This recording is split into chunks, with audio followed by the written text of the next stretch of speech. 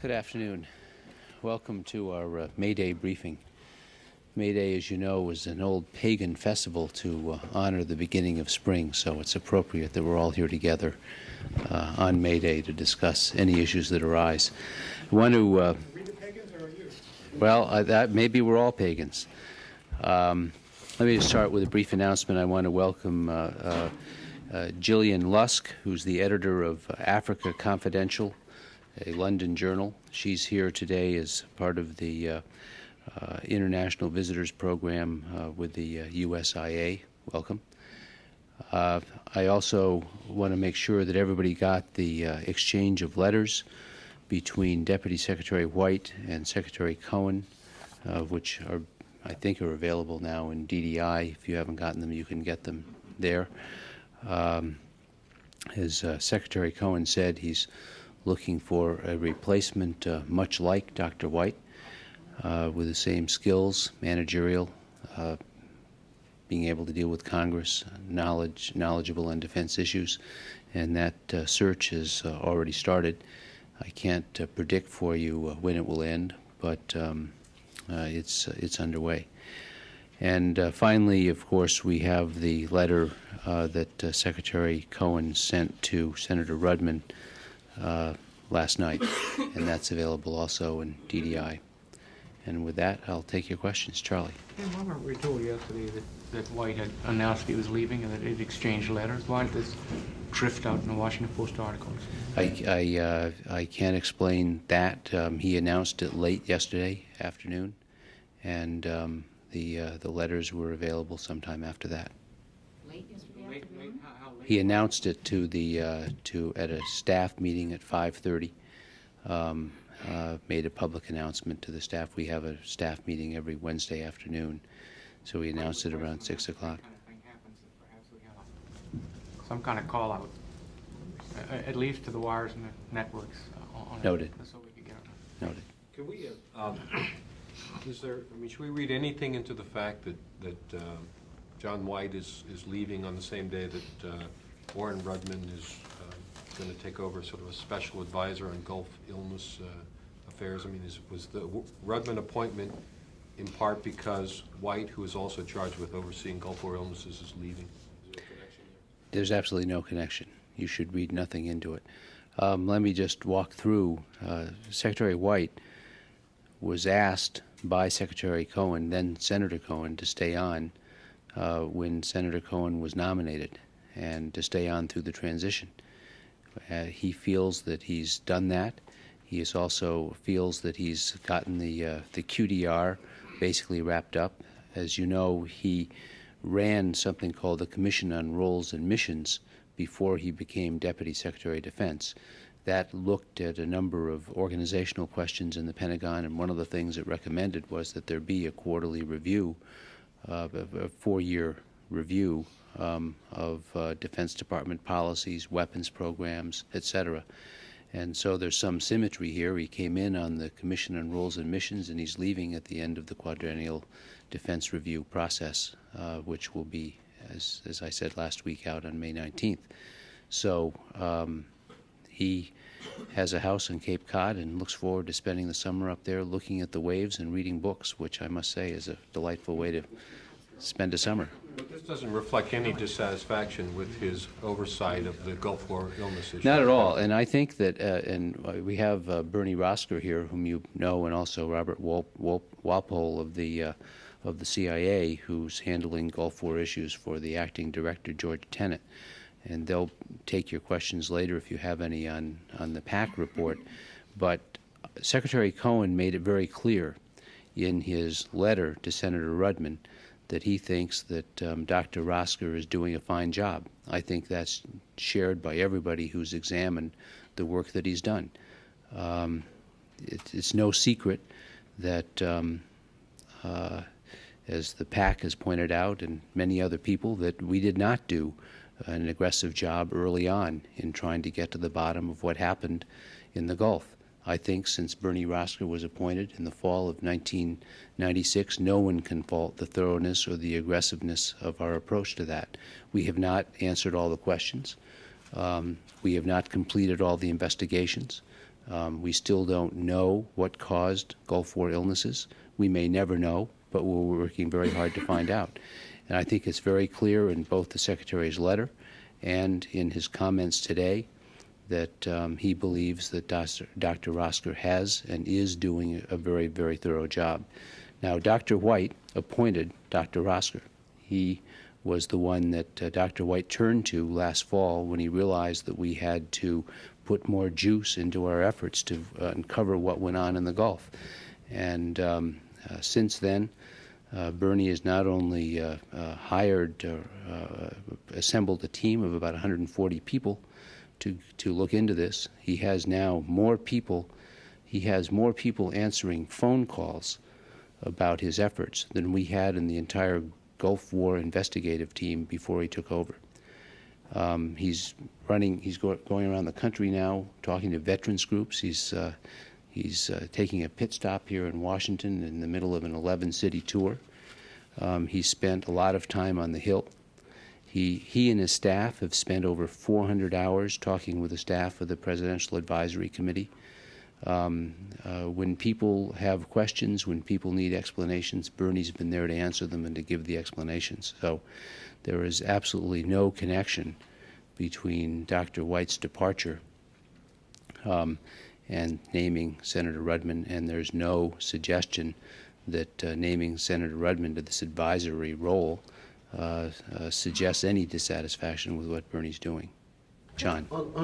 Back on Dr. White, how come the search for a successor isn't further advanced? I mean, on the sequence as laid out by the letters, so Secretary Cohen's known for months that he was going to have to find a new Deputy Secretary. Has he submitted a name of his candidate to the White House? Well, Dr. White only spoke to the Secretary, I believe, earlier this week, maybe late last week, but it was only in the last couple of days that Dr. White sat down with Secretary Cohen and told him that he'd decided that he wanted to leave at the end of June. So it hasn't been something that has been known to anybody until the last couple of days.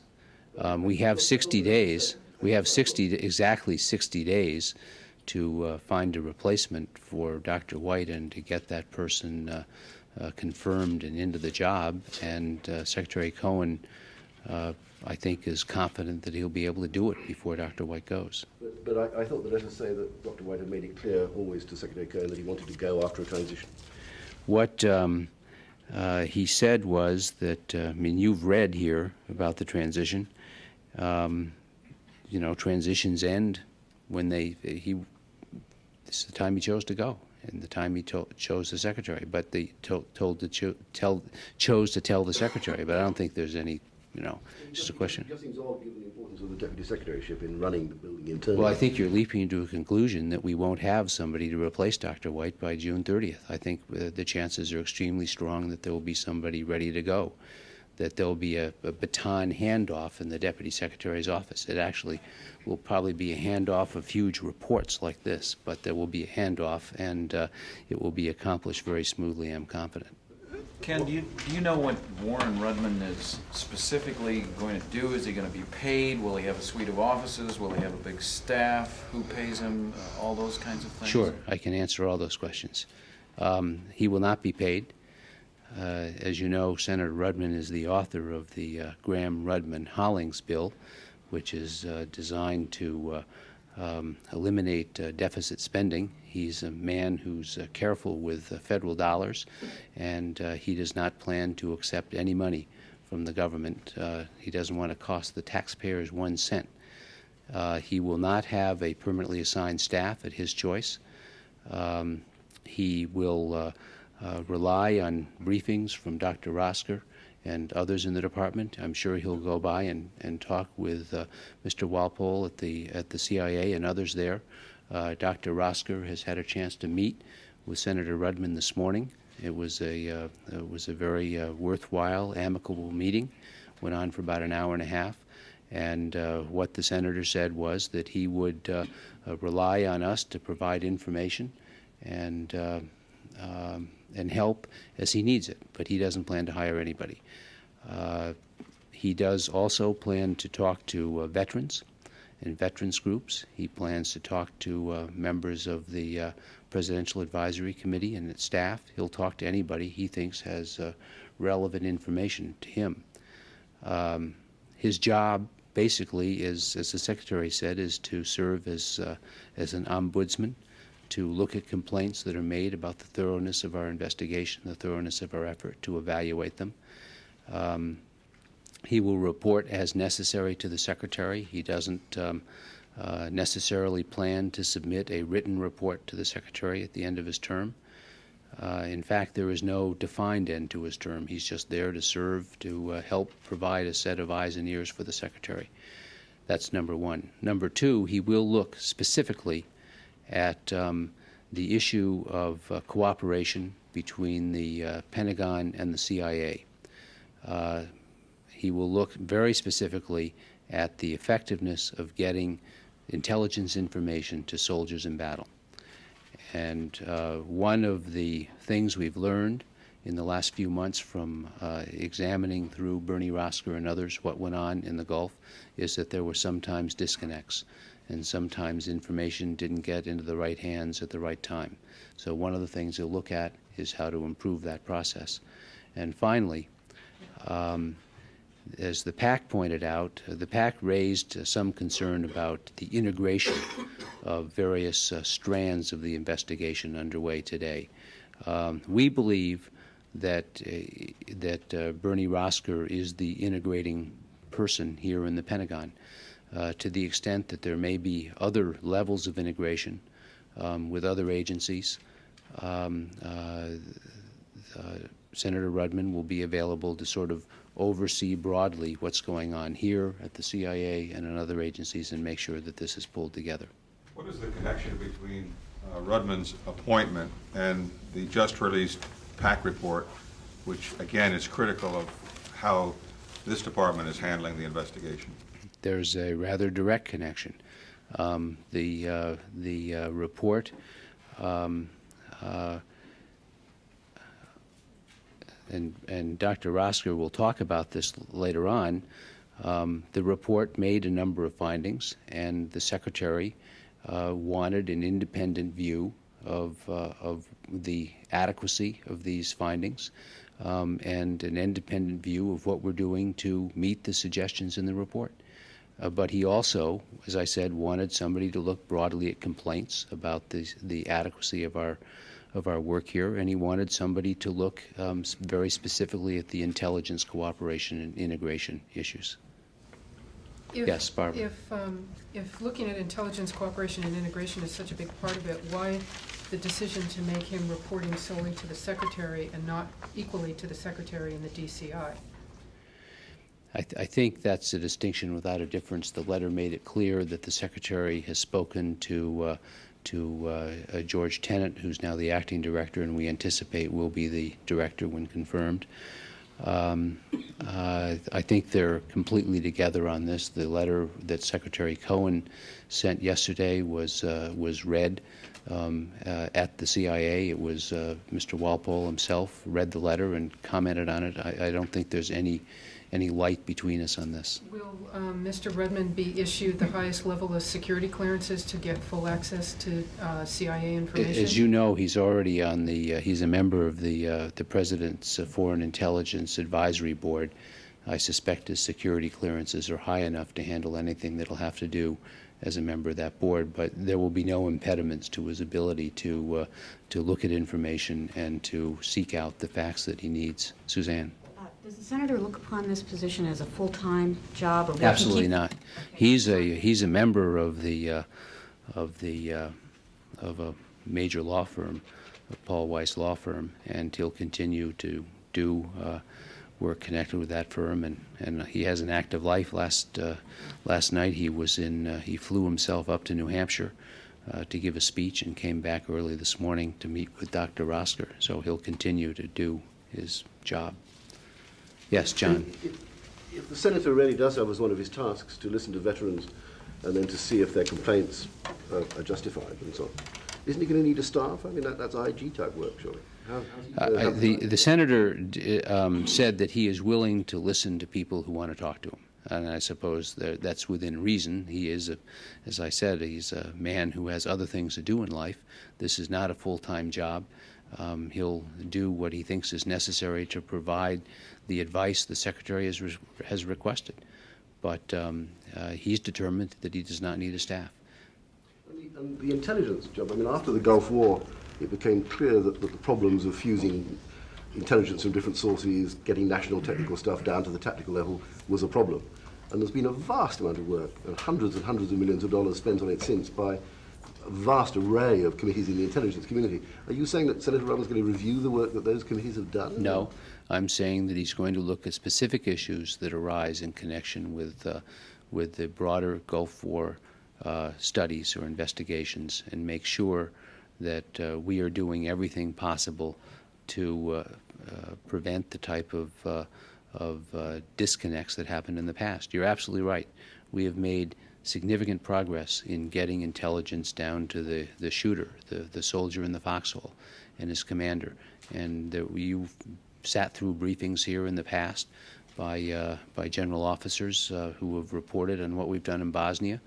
We all believe that we've made significant progress. However, it was clear as a result of the Scott O'Grady shoot-down that despite the progress we had made since the Gulf War until 1995, that there were still problems. And there is never a total solution to a problem like this. You can always tweak the system to make it better. And this is just another effort to find a way to make the system function as well as it can for the people who have to use the intelligence. These are vastly technical questions. Are we saying that Senator Rudman is Senator Rudman was a member of the Senate Intelligence Committee. He's a decorated combat veteran from the Korean War. He is a member now of the President's Foreign Intelligence Advisory Board. I think he's very well schooled in these issues. He's traveled extensively as a member of the Senate around the world visiting troops, and I think he has the requisite knowledge to do this job. Ken, I mean, nobody will argue with the guy has an appropriate resume to cover this thing, but with all the concerns you're listing, doesn't this warrant a full-time person to be able to do this kind of thing? We have a full-time person in Dr. Rostker. Independent advisor, somebody coming in here looking at this. Why part-time? Why not full-time? He's, as I said, he's an advisor, and the Secretary. So massive amounts of information coming through there. It just seems like you'd I want don't to think have more. that Senator Rudman or Secretary Cohen doubts his ability to provide the type of advice, the type of second look that he's been asked to provide. So you don't consider it just a cosmetic appointment? Absolutely not. I don't think that anybody would consider Warren Rudman a cosmetic appointment to anything. He has a well-known record as being outspoken, as being substantive, as being direct, and of telling people what he thinks. And that's one of the reasons Secretary Cohen asked him to do this job, because he's sure that he'll get unvarnished, useful advice from him. Suzanne. Could I change the subject before we go to Dr. Rostker? Sure. Could you give us a readout on the Ukraine visit, what the elements of these agreements are that they signed? Sure. The agreements, there were 3 agreements signed. 2 of them dealt with medical care, and one of them dealt with a continuation of the non-Lugar program in Ukraine.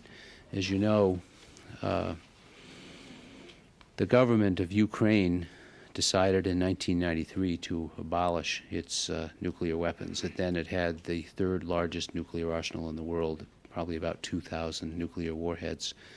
And it did this with the assistance of the non-Lugar Cooperative Threat Reduction Program. The agreement they signed on the Strategic Nuclear Arms Elimination Agreement basically provides an additional $47 million earmarked to help them destroy some remaining delivery vehicles and silos. They've shipped out all the nuclear warheads. They still are destroying some of the infrastructure of the strategic arms arsenal that they had. It will also mean that they can begin planning for the destruction of SS-24 missiles. They've been concentrating primarily on SS-19s. There were 2 medical agreements. One is the reciprocal health care agreement that says simply, if Ukrainian military people or their dependents stationed in the U.S. for more than 30 days have medical problems, they can have access to U.S. military medical facilities. One of the things we're doing in cooperation with Ukraine now is training some of their NCOs and other military personnel to help them with their military reform plans. So there are Ukrainian personnel in the United States. The third agreement was basically a statement on the intent of future military medical cooperation, and it says simply that that the Department of Defense and the Ukrainian Health Affairs Agency will examine ways in which we can cooperate in the future. It doesn't commit us to do anything, it commits us to an examination. Do you know what the $47 million is on top of that's already been? I'm afraid I don't, but we can easily find that out. Do you have anything on the number of missiles, both the 19s and the 24s, that are left to be destroyed? I don't, but we can get those numbers for you. Brian? New subject? No, Sure. there was mention of this Polish-Ukrainian, I guess, U.S. brigade. It's not a, it's a Polish-Ukrainian brigade, as I understand it, and this is something that is really being worked on more by the British and some other countries than by us. We've been involved in it.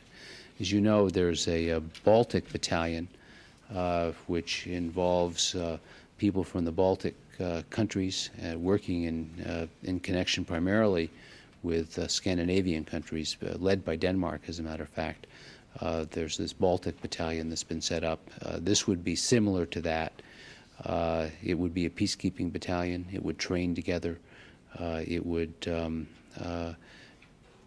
be designed to develop a level of professionalism and readiness that would allow it to go into peacekeeping operations relatively quickly. The U.S. has no role in that? We have been involved in it. It is largely, the lead has been taken by other countries, but we have been involved in it. Brian? Can you confirm reports that this coming weekend there's to be a top-level meeting on the defense review, making final decisions, that kind of thing? I can tell you that on every weekend there are top-level meetings on the Quadrennial Defense Review, and there will be top-level meetings this weekend as well. This is not a final meeting, per se? I don't want to predict when final decisions will be made on this. Is there a projected date for the release of the QDR? Yes, May 19th. Right, Monday. And I know that in the past you said that everything's, the point of this review is that everything is on the table, and they're looking at everything. But does that look at everything include the possibility, can you confirm, of possibly cutting 2 Army divisions? Everything has been on the table, but that possibility is off the table. Well, what else is on the table? So just to make I think that you should approach this this QDR with a healthy sense of expectation. It should be like looking forward to Christmas or Hanukkah. It's something that you don't want to know everything before it happens. You want to leave an element of surprise, and the present will be opened at the appropriate time. Speaking of presents, well, you had mentioned the possibility of having a preview of the strategy prior to the rest of the review. Yes. Will that happen, or will it all come Well, on? in a sense, it's happening in a running way, in that the Secretary has given a number of speeches in which he's talked about the strategy of shape, respond, and prepare. And some of those speeches have been relatively detailed. But he does not now plan to break that out, and will present the whole package. You know when he's going to meet with the president? Is it going to be this week or? I'm always hesitant to announce the dates or the times of meetings with the president, because they can change. So you should ask the White House. Well, could you say it planned for this week as opposed to next week? I'd say ask the White House. Not to ruin the surprise, but since you've given us a little sneak peek here. I've given you a peek of what's not under the tree. Well, is it fair then to infer that that significant cuts in force structure are not on the table anymore with their defense review? The final decisions have not been made, and I suppose that that significant is a term that people define in different ways. But I think you should wait and see, and I'm not going to talk more about. Narrow it down a little more. Is one division off the table? You mean you want to narrow it down just as much as I did in the last answer? Sorry? You want me to narrow it down as much as I did in the last answer? More. Is one division off the table now, for example? Charlie, we're not going to get into salami slicing here. Otto. Is there still some intention to brief the leadership of Congress, or at least the military committees, on the 15th to pretend you're meeting their the 15th report date? We have ongoing with Congress discussions, and those discussions will continue, and I think Congress will be assured that the report will be released in a timely way. Well, you said it was due for release on the 19th. Right. But that it will go to Congress on the 15th. Right. It'll be discussed with some members of the Congress before the 19th, yes. Armed Forces Committee. Sure. Do you? Sure. Bernie is here, and I'm always glad to have him. I think I'd really take your questions, James. Well, just a couple of specific things I wanted to get your reaction to. Perhaps, maybe the first thing is this question about the standards for evaluating detection exposure incidents. The PAC seems to be criticizing you for raising the bar too high when it comes to making decisions about whether or not there have been exposures of chemicals. It says that in its terms, it says it's adherence to a courtroom standard of evidence that's inappropriate. Could you just comment on that? We're not using a courtroom standard of evidence. As you know, I'm not a lawyer, and when asked that question at Salt Lake City, which was the PAC hearing, I used a term which we frankly batter around in the Pentagon, dealing with the prevalence of evidence. And what I meant to say was common sense. We're going to be looking at each case individually. We're going to judge the state of the evidence in each case individually. We'll make a call in each case individually. We will have, if you'll remember, the PAC asked that we get involved in the art of risk communication, a term of art meaning a communications plan geared to the particular concerns of individuals who might have been exposed, and we will have a risk communications plan for each of our cases. I have a full-time risk communications consultant. In fact, the physician who used to work for the PAC now works for one of our consultants, and we have her engaged full-time. And we've also contracted with one of the national authorities, and a risk communication team will assess each of our cases. So we really have no difference with the PAC in terms of the overall philosophy, the need to get on with it, the need to communicate. In the case of Comisia, there's such uncertainty that we're working with the CIA towards a specific timetable, which frankly, in dealing with the PAC staff last week, they indicated to us was acceptable as long as we stuck to the timetable, and that was part of the PAC letter. So we were a little surprised to see that in the formal letter. But just in layman's terms, in response to the charge that you're requiring too much evidence before you'll come to a conclusion, how do you plead? We plead not guilty. We plead that it will be a reasonable amount of evidence, that any reasonable person can make a judgment, and the PAC certainly misunderstood the reference that I made in their testimony. How does it feel, Dr. Rostker, to be slam dunked yet again by the PAC? Let me say I respect the PAC. Their initial report was right on and was a great help to us. I'm disappointed that yesterday's letter report did not reflect the substantial work we've been doing with the PAC. It reads as if it was written the day after the testimony in Salt Lake City, and we've had substantial interactions with the PAC, which were not reflected in that letter.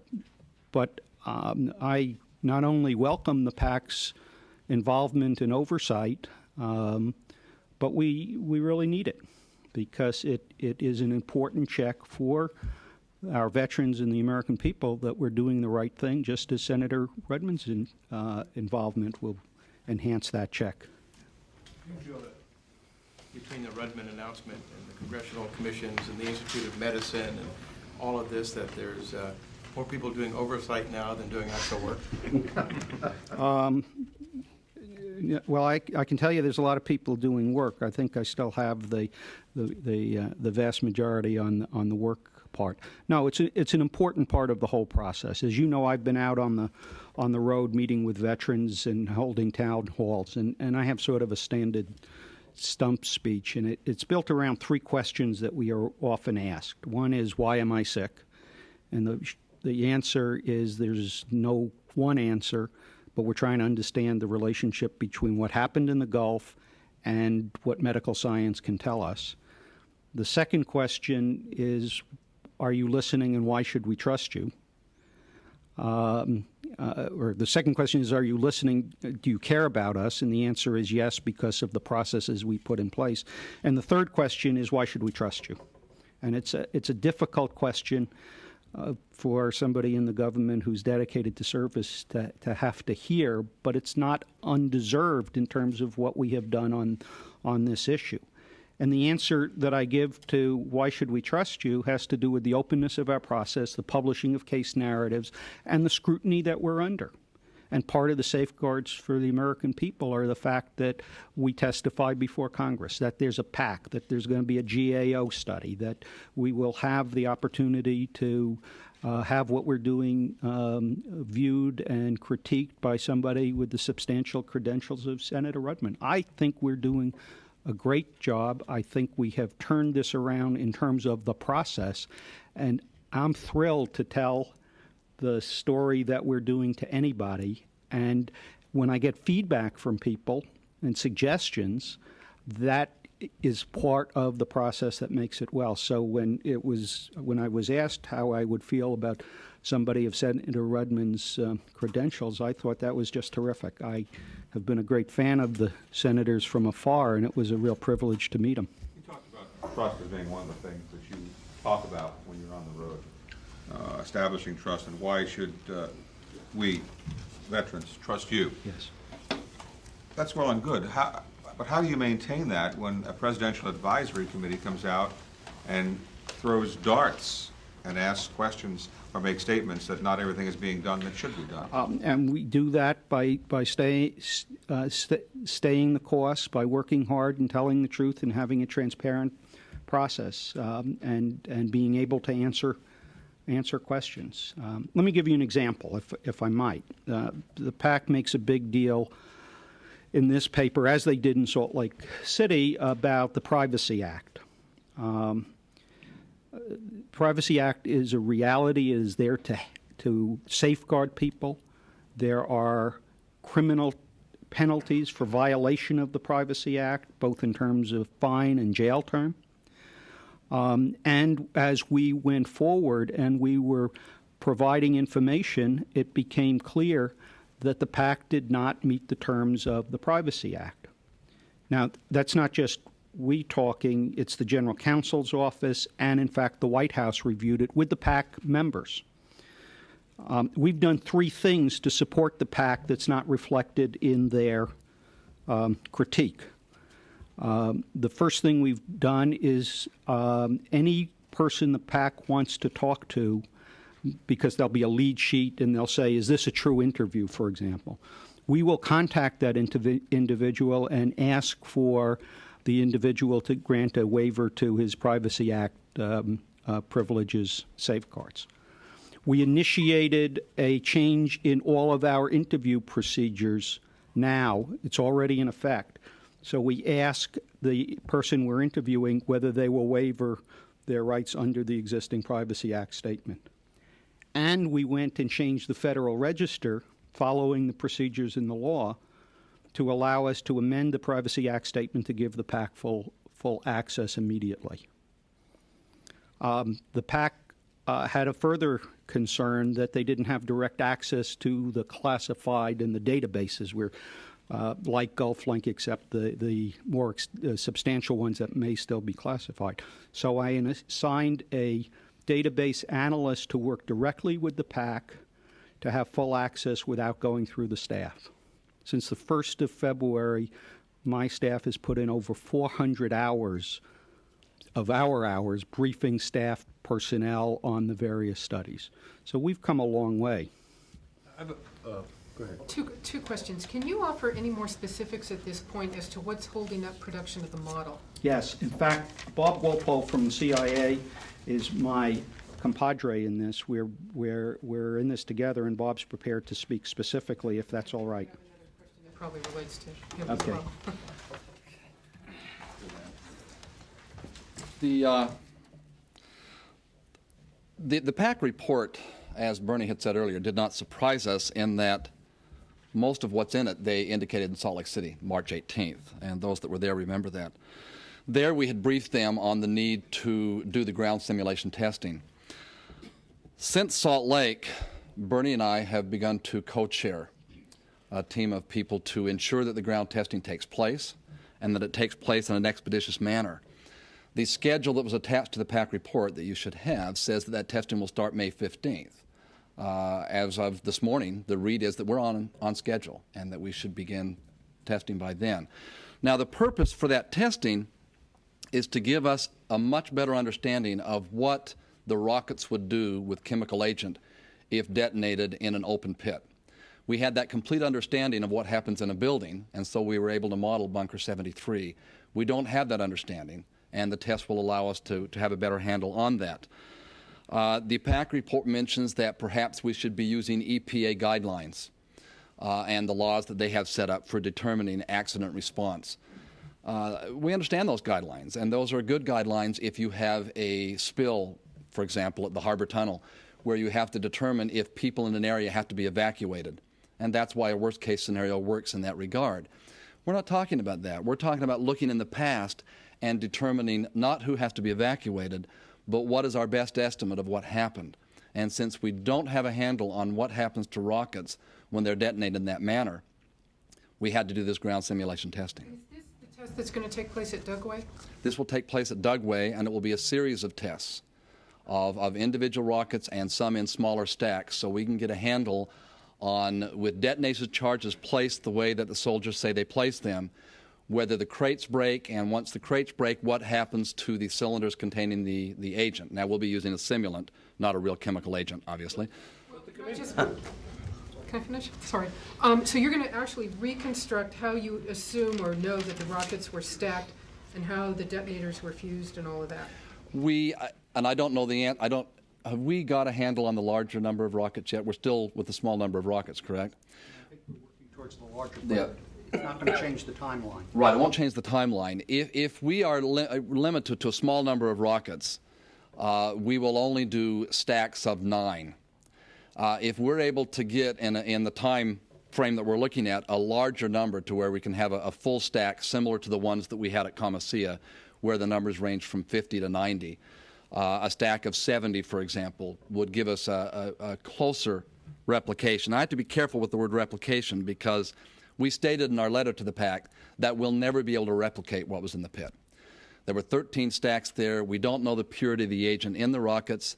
We don't know exactly how the charges were placed on each individual stack, so there will be no replication.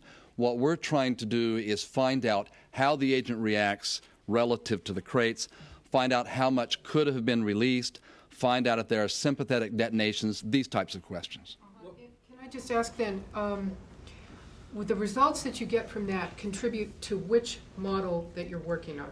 We will be running multiple models. We have the reason that we have created this joint effort, we're going to have our modeler continue the efforts, that's SAIC, continuing the model that we had used for the bunker for Al-Muthana Muhammadiyat, so that we have that continuation, not changing horses midstream. We will be using the models he used plus other updated models that we've been able to get a hold of. In addition, Bernie has another modeler that... It's the Navy. We're going to be using Navy models that were recommended by the IDA panel. And so between those two modelers working this effort, one using models that are dependent on the weather side of the equation, and one using models that are, I shouldn't say dependent, are heavily weighted toward the weather side. Which one is that? That's the models the IDA have recommended. And then using models that we used which are weighted toward the source term side of the equation, which is NUC4 and the VLS track, those models. Then by using both those models, have the models work together, we should get a much better handle on what happened with the Kamasia event. And we felt that with the ground testing completed in a manner that would get us a model by the 21st of July was an appropriate weight to get a much better handle than doing a worst case scenario that didn't reflect reality. We'll have results by July 21st? That's correct, published by July 21st. Is it fair to say that you're now saying that you really didn't have, of course, the full source terms, and that even with all the modeling work that's gone on by everybody so far, you really didn't have a good understanding of open pit detonation? You really didn't know what happened at Kamasia? We have said all along we don't have a real good understanding and didn't for open pit detonation. The other models that we did, the 3 sites I mentioned, were all in buildings, and ground testing from the 60s provided that data. This is an open pit one, and that's been our problem from the very beginning. If we could just condense this for a moment. We're down in the weeds. Not that we didn't all follow everything that you just said, but the committee seemed to be frustrated with what I guess they perceived was that you were seeking too good an answer, and the message to you seemed to be, look, why not just give us a range of what might have happened, instead of continuing to try to work on a problem that you might not be able to solve. Couldn't you just give them a range of possibilities? And the answer to that is, what would be the value in doing that? And Bernie's got the answer for that. It gets back to this issue of risk communication.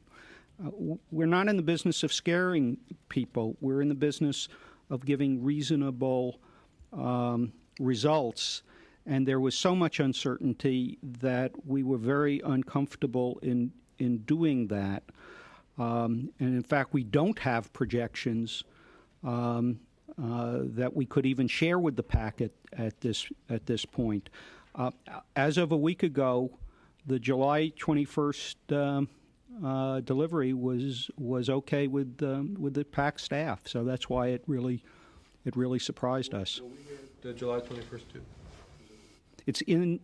Will we get will it be released to everyone? I mean, is that a PAC meeting day or something? No, it was just when we believed. There's no reason not to. Jamie. Here or yes, there. But let me also say, one of the other things they said at Salt Lake City was, can't you get on with some of the medical evaluations around Kamasia? And we are in the process of doing an assessment of the combined VA-CCEP participation rates for units in the entire theater on those dates geographically dispersed around Kamasia, and I hope to be able to release that analysis within a week or so. I've seen a draft of the paper. It needs some work, but then we'll put it in coordination, and then we'll get it to you, and that will be much in a week, 2 weeks kind of time frame. Sorry, what was the acronym? CCEP is the Defense Health Registry and the VA, and often they talk about their data, we talk about ours. In this case, we put all of the data together. And so we're looking at the combined data, but again, because of privacy considerations, since they can't share their data with us, it turns out, that we are doing it at a more gross level, looking at participation rates for the units as they would dispersed around Kamasia. One more quick word just on this one. The PAC seemed to be pushing us in Salt Lake to doing a worst case so that we could warn people for distances further out. And since everyone has been invited to come forward and indicate what they've concerns they have, and when we pre-briefed our COMISEA paper to the veterans organizations, we gave them our number as well and said, contact us with any questions or comments. It's open to anybody to come forward, and the value of a worst-case scenario plume doesn't add to that invite. In fact, as I'm learning things about risk communication, I'm advised that we were through in the late 80s the issue of worst case, and that the prevailing concept within the folks who make this a living is the most reasonable case. And we're going to build towards that, and we'll have a paper for you citing the technical literature on all of that. Phil? Yeah, Dr. Rostker, you use the word disappointing to describe the tone of the PAC report. Yes. Is it fair to say you think the conclusions were unfair? And if they're unfair, does that hinder your ability to work with the PAC? No, I use the word disappointing. We'll continue to work with the PAC. I was surprised because I thought we had progressed further than that in terms of our working with the staff, but the PAC has a job to do, and we have a job to do, and we talk with them constantly. Do you know of any other incident that at this point would cross the bar to No. potential disclosure? In the material that the PAC published is a matrix that we provided them, and you can see how we are organized. There are a number of cross-cutting papers that inform much of the analysis, and the most important being probably the Fox vehicle paper, because it establishes the issue of were Fox vehicles at all prone to false alarm rates, and we have that story. That paper is in process. But these are the major chemical events that you would recognize during the war and our schedule for putting them out. There's no showstopper that we know of yet, but it's an ongoing investigation, and I haven't seen all of it. There's no other incident in which you believe there's strong evidence of chemical exposure? Not that I know of yet. The marine breaching operation is a very intense one, and we're working on that paper, but we have not drawn any conclusions. Do you think there'll be any other appointments like the Senator Rudman? I mean, it seems like every time there's a negative report, there's a new group formed, there's someone else coming in to sort of oversee the investigators. Will this be the last one, or will there be others? Tell me the future. But let me say that every one of them have actually been extremely helpful and fit into the mosaic. One of the issues was coordination, and I can talk to that in terms of DOD. We have not only my effort, which is more than COMISEA, as you can see from this matrix, and what's not shown on this matrix is a whole team standing up on environmental issues like DU and pesticides and the oil fires we'll be re-examining. So I've got a very large plate. And when somebody comes along and says you can take your deputy director from the investigation and analysis directorate and take her off the chem logs because we're going to put 7 people on the chem logs, I say go to it, because I'm going to be receiving that report, as will the secretary, and I will be in a position to integrate that, integrate the Army IG, integrate YACO's material, integrate the CIA's material. The COMISEA narrative, which you all have, is, as you know, an interim report. It's always been our intent to republish it as we gain more information. So these pieces fit nicely together, and I would hope that if we have an area where it is clear a more intensive look is necessary, that in fact the Secretary will authorize additional resources to look more intensely in that issue. Let me cover one other thing. And this is alluded to in the PAC paper. If for any reason any of us see any behavior, find any behavior that would indicate culpability in a legal sense, we certainly will involve additional resources to track all of that down. We haven't seen it to date, But I feel I have the resources of the entire Department of Defense to call on, and if we get to the point where in any of this that we have to burrow further, I will not hesitate to ask for those additional resources. You mentioned in your opening statement something about calling in a national agent, national authorities, and some independent risk assessment or risk communications team. I took from that the inference that you were going to have that team look at and critique the decisions your people have made so far on whether to accept particular incidents and so on. Well, we don't amplify what the authority is and what the team's going to do. The authority is Dr. Cavello at Columbia, who is the noted authority in this area, and he's been actively consulting with us. But each of our cases requires a separate and special assessment, and we're prepared to do that. And it won't just be Dr. Cavello. He will assist us so that we have a number of people looking at each one of our cases and making sure we have the right risk communication strategy that goes for it. And that's, in fact, what the PAC called for, and they were right to call for it. Thank you.